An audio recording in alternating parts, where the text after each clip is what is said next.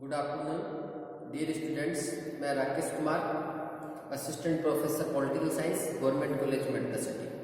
आज हम इस लेक्चर वीडियो के अंदर बीए पार्ट 3 के अंदर यूएनओ की सुरक्षा परिषद के बारे में अध्ययन करेंगे।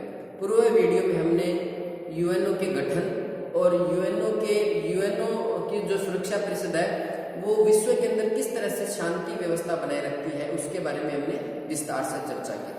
आज हम इस लेक्चर के अंदर यूएनओ की जो सुरक्षा परिषद है उसके जो विभिन्न कार्य हैं उनका अध्ययन करेंगे, उनकी बैठकों का अध्ययन करेंगे और यूएनओ की सुरक्षा परिषद के जो स्थायी सदस्य हैं उनको जो वीटो पावर है उसके संबंध में हम इस वीडियो के अंदर चर्चा करेंगे। जैसा कि मैंने आपको पूर्व वीडियो में बताया था कि यूएनओ की जो सुरक्षा परिषद है उसके अंदर 5 स्थायी सदस्य हैं और 10 अस्थायी सदस्य हैं। अस्थायी सदस्यों का कार्यकाल 2 वर्ष होता है और इनका निर्वाचन महासभा के द्वारा अपने 2/3 बहुमत से 2 वर्ष के लिए किया जाता है।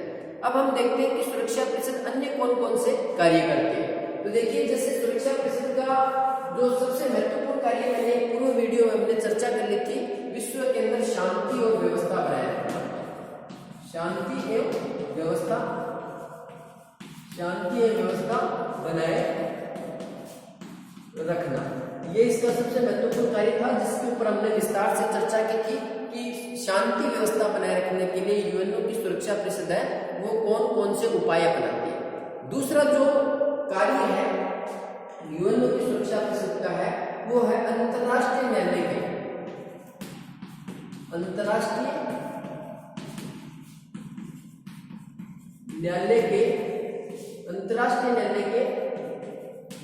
न्यायाधीशों का निर्वाचन करना, चुनाव करना।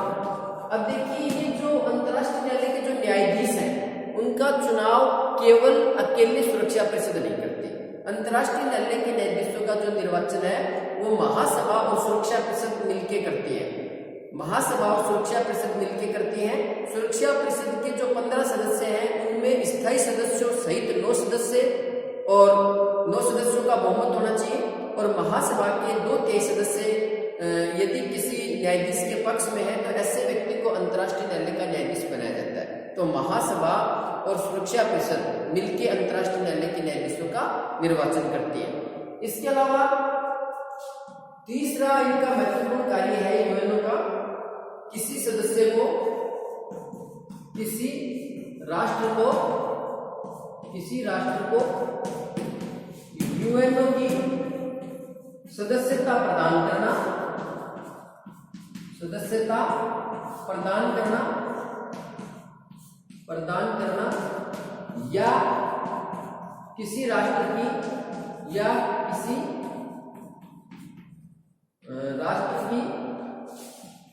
या किसी राष्ट्र की सदस्यता समाप्त करना। यानी यूएनओ की जो सुरक्षा परिषद है वो जो राष्ट्र यूएनओ का सदस्य नहीं है उसे यूएनओ का सदस्य बना सकती है और जो राष्ट्र यूएनओ का सदस्य है उसे उसकी सदस्यता समाप्त करती है। यानी यूएनओ में किस राष्ट्र को प्रवेश देना है या किस राष्ट्र को बाहर निकालना है, ये काम भी सुरक्षा परिषद के द्वारा किया जाता है। अब देखिए, सदस्यता किस तरीके से प्राप्त होती है। यूएनओ की सुरक्षा परिषद की सदस्यता सुरक्षा परिषद है वो किस तरह से देता है। सबसे पहले जो राष्ट्र यूएनओ की सदस्यता लेना चाहता है वो शांतिप्रिय राष्ट्र होना चाहिए, संयुक्त राष्ट्र संघ के चार्टर और सिद्धांतों में उसका विश्वास होना चाहिए और वो उस सिद्धांतों का पालन करने के संबंध में सक्षम होना चाहिए।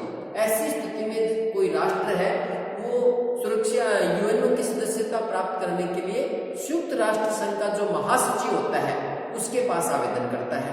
महासचिव उस आवेदन के ऊपर विचार करने के लिए उसे सुरक्षा परिषद के पास भेजता है। सुरक्षा परिषद है उसमें 15 सदस्य हैं जिसमें 5 स्थायी सदस्य 10 अस्थायी हैं।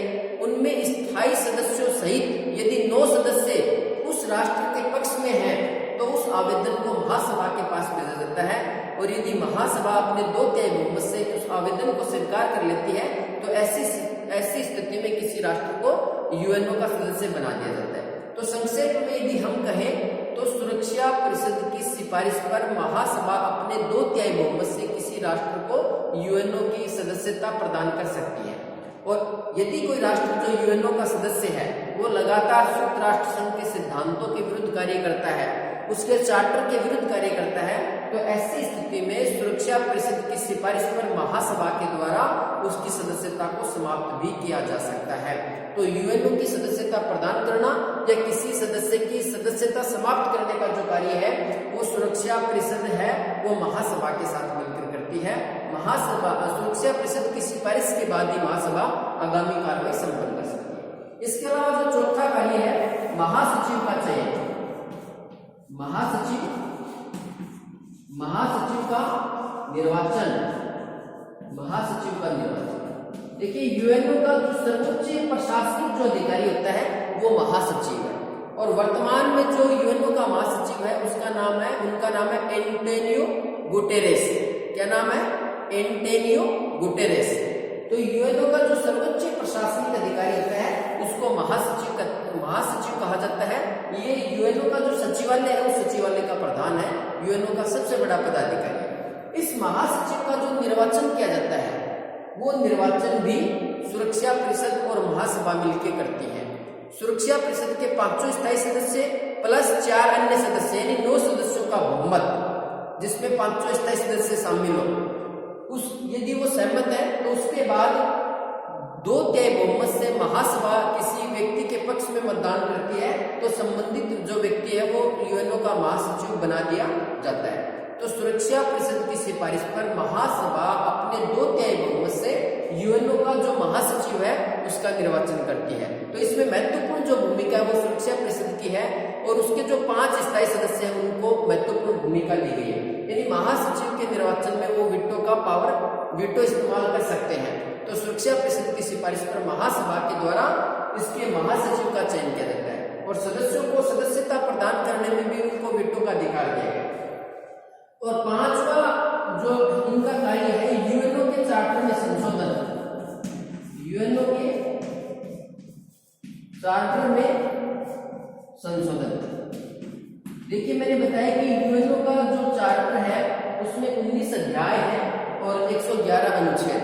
तो यूएनओ के चार्टर का जो अनुच्छेद 109 है, यूएनओ के चार्टर का जो अनुच्छेद 109 है उसमें यूएनओ के चार्टर में संशोधन की प्रक्रिया के बारे में बताया गया है कि हम किस तरह से यूएनओ के चार्टर में या यूएनओ के संविधान में संशोधन कर सकते हैं। इसका उल्लेख यूएनओ के चार्टर के अनुच्छेद 109 के अंदर किया गया है, और इसमें ये कहा गया है कि सुरक्षा परिषद की सिफारिश पर महासभा अपने 2/3 बहुमत से यूएनओ के चार्टर में या यूएनओ के संविधान में परिवर्तन कर सकती है। किस तरीके से कर सकती है? सुरक्षा परिषद की सिफारिश पर महासभा अपने 2/3 बहुमत से, और सुरक्षा परिषद के अंदर कितना बहुमत चाहिए? 9 सदस्यों का, जिसमें 5 स्थायी सदस्य भी शामिल है। यानी संशोधन के ऊपर भी इनको वीटो का अधिकार दिया गया है। यूएनओ के चार्टर में संशोधन के ऊपर भी सुरक्षा परिषद के स्थायी सदस्यों को वीटो का अधिकार दिया गया है। सुरक्षा परिषद की सिफारिश पर ही महासभा अपने 2/3 बहुमत से यूएनओ के चार्टर के अंदर संशोधन कर सकती है। तो ये बहुत सारे महत्वपूर्ण जो कार्य है वो सुरक्षा परिषद के द्वारा किए जाते हैं। अब देखिए सुरक्षा परिषद की बैठकें। देखिए किसी भी प्रकार का समय हो, किसी भी प्रकार का मौसम हो, कैसी भी परिस्थिति हो, सुरक्षा परिषद है वो हमेशा कार्य करती रहती है। और यूएनओ के चार्टर में कहा गया है कि सुरक्षा परिषद की बैठक है वो 14 दिन में कम से कम एक बैठक आयोजित होनी आवश्यक है, और विशेष परिस्थितियों में सुरक्षा परिषद की जो बैठक है वो 24 घंटे की अल्प सूचना पर भी बुलाई जा सकती है। और जब इसकी बैठकें होती हैं तो सुरक्षा परिषद के जो अस्थायी और स्थायी सदस्य हैं यानी कुल 15 सदस्य इसकी बैठकों में भाग लेते हैं, ताकि गंभीरता से किसी अंतर्राष्ट्रीय मुद्दे के ऊपर विचार किया जा सके। अब हम बात करते हैं वीटो। यूएनओ की सुरक्षा परिषद के जो सदस्य हैं उनको जो वीटो पावर है उसके बारे में हम बात करें। देखिए वीटो शब्द का मतलब होता है निषेधाधिकार। निषेधाधिकार इसका मतलब है मना करना, मना करना। देखिए यूएनओ की जो सुरक्षा परिषद के जो 5 स्थायी सदस्य हैं अमेरिका, ब्रिटेन, फ्रांस, रूस और चीन, इनको वीटो का पावर दिया गया है। और जब वीटो पावर जब यूएनओ के अंदर, यूएनओ की सुरक्षा परिषद के अंदर जब कोई निर्णय लिया जाता है तो 2 प्रकार का बहुमत होता है। एक तो साधारण बहुमत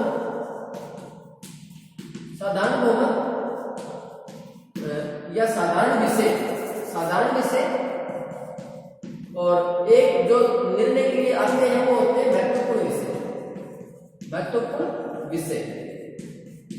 साधारण विषयों को प्रक्रियात्मक विषय भी कहा जाता है। क्या कहा जाता है? प्रक्रियात्मक। और इनको सारवान विषय भी कहा जाता है, सारवान। तो जो विषय सारवान होते हैं यानी महत्वपूर्ण होते हैं, उनके ऊपर सुरक्षा परिषद के 5 स्थायी सदस्यों की सहमति होनी आवश्यक है। यानी जब सुरक्षा परिषद किसी सारवान विषय के ऊपर चर्चा करती है या किसी सारवान विषय के ऊपर निर्णय करती है, तो ऐसी स्थिति में सुरक्षा परिषद के 5 स्थायी सदस्यों की सहमति होनी आवश्यक है।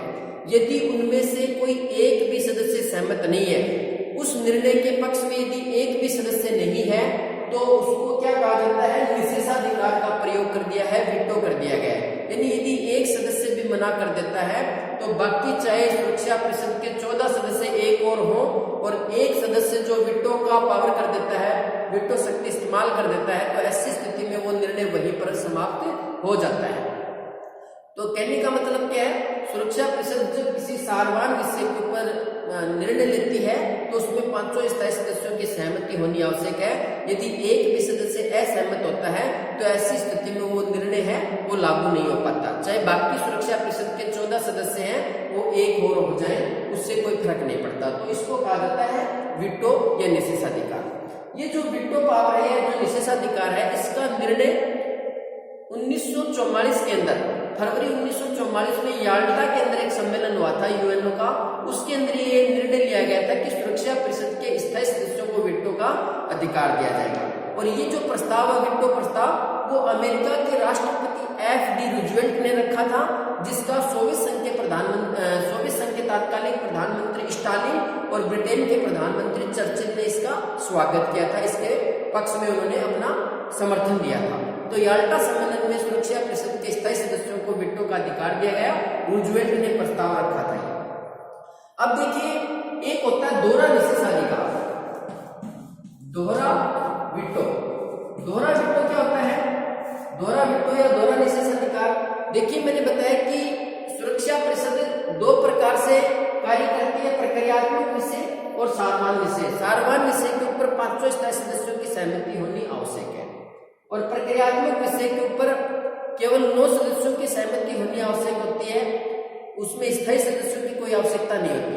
परंतु जब कभी किसी विषय के ऊपर निर्णय करना होता है, तब यदि ये विवाद पैदा हो जाए कि ये विषय सारवान की श्रेणी में रखा जाए या प्रक्रियात्मक की श्रेणी में रखा जाए, यानी जब किसी विषय के ऊपर चर्चा होती है, तब यदि उसके ऊपर ये विवाद हो जाए कि अमुक विषय सारवान की श्रेणी में है या प्रक्रियात्मक की श्रेणी में है, तो इस निर्णय की इस विवादित स्थिति में सुरक्षा परिषद के स्थायी सदस्यों को भी ये वीटो का अधिकार है कि वो उस विषय को सारवान विषय की श्रेणी में घोषित करवा दें। और जब वो विषय पुनः सारवान श्रेणी में रखा जाता है, तो उसके ऊपर वो दोबारा वीटो की शक्ति का इस्तेमाल करते हैं। तो ऐसा जो निषेधाधिकार होता है, उसको दोहरा निषेधाधिकार कहा जाता है, डबल वीटो कहा जाता है।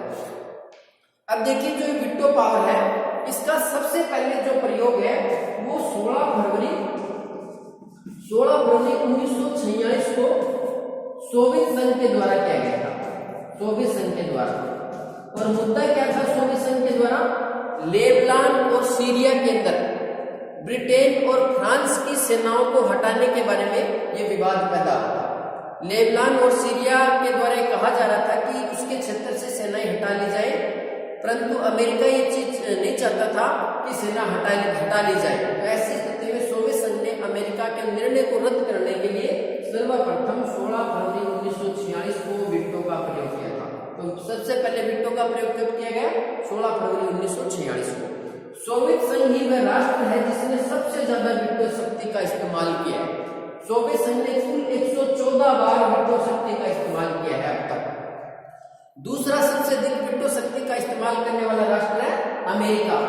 अमेरिका ने अब तक 80 बार वीटो शक्ति का इस्तेमाल किया है। तीसरे नंबर पे आता है ब्रिटेन, चौथे नंबर पे आता है ब्रिटेन ने 29 बार, चौथे नंबर पे फ्रांस, और सबसे कम बार वीटो शक्ति का इस्तेमाल चीन ने किया है। तो इस तरीके से वीटो शक्ति सुरक्षा परिषद के स्थायी सदस्यों के पास एक ऐसी शक्ति है जिसके माध्यम से वो किसी भी कार्य को रोक सकते हैं, किसी भी कार्य को किसी भी कार्य की जो शक्ति है उसको समाप्त कर सकते हैं, चाहे बाकी सुरक्षा परिषद के सारे सदस्य एक और हो।